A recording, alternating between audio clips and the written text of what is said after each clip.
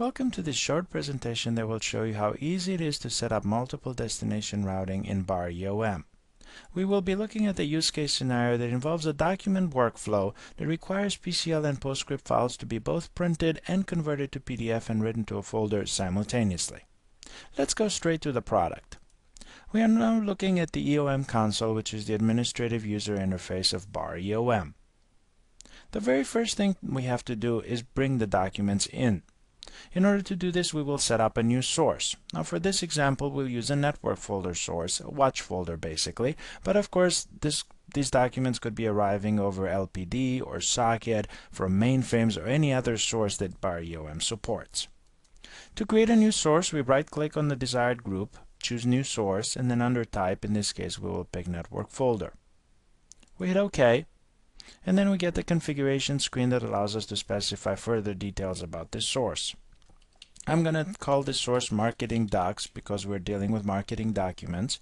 And under Folder, I will configure what exact folder on my PC I am watching. Of course, this folder could also be on the network. I have created here in preparation a folder called Watch Folders and Marketing.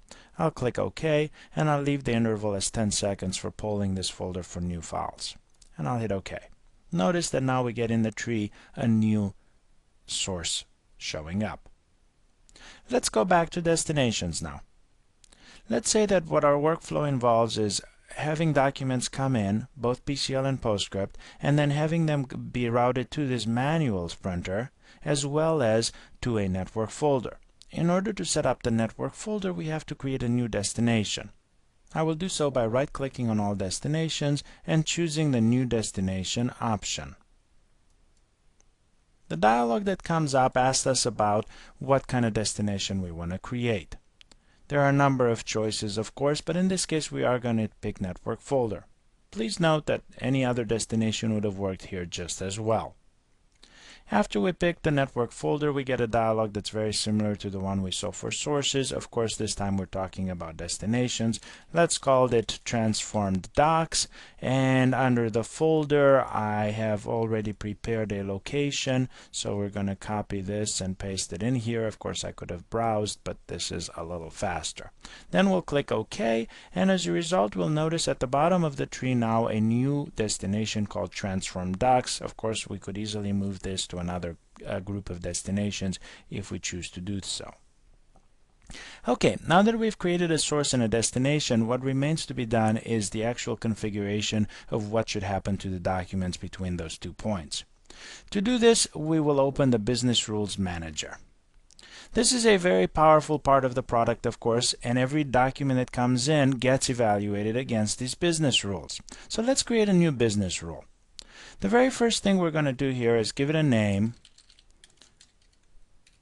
and then we're going to specify our condition, which is, in this case, we'll use something very simple, such as the source of the documents has to be this newly created source we've created.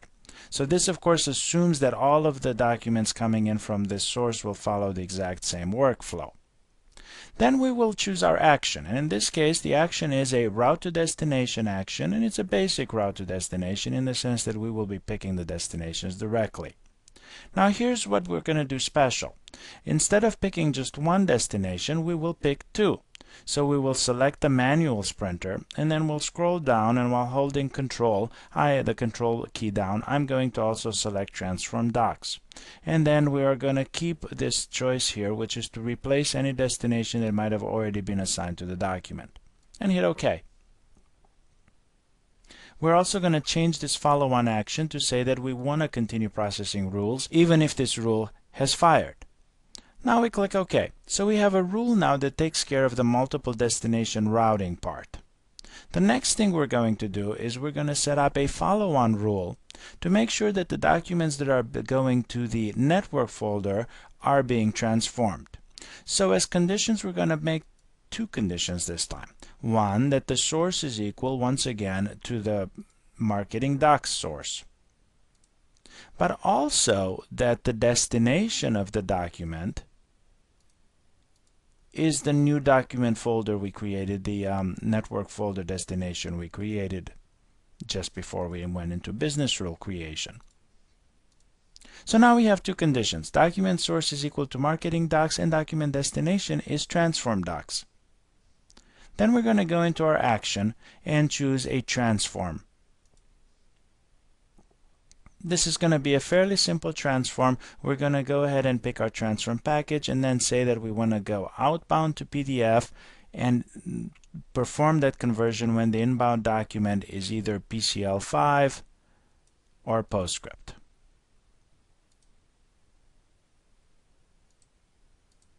And I'm going to use the default options for both. And then as far as the original document, we are going ahead and deleting it in this case. Finally, we can give this rule a name and go ahead and save it. So to summarize, we've created two business rules, one to perform the multiple destination routing or MDR, and the second one to perform a transform only on those documents that are going to the second destination. Alright, so now let's see what happens when we bring some documents in. I've prepared two PCL5 in a PostScript document. I will copy them and drop them into the watch folder.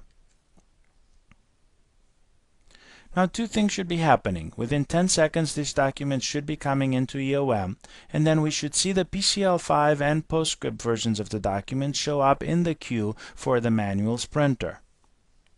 And here they are. As a matter of fact, they're going straight into printing because we never set them on hold. At the same time, we should be able to see that this other destination has indeed processed the documents and the conversion to PDF. So let's go look and see what happened.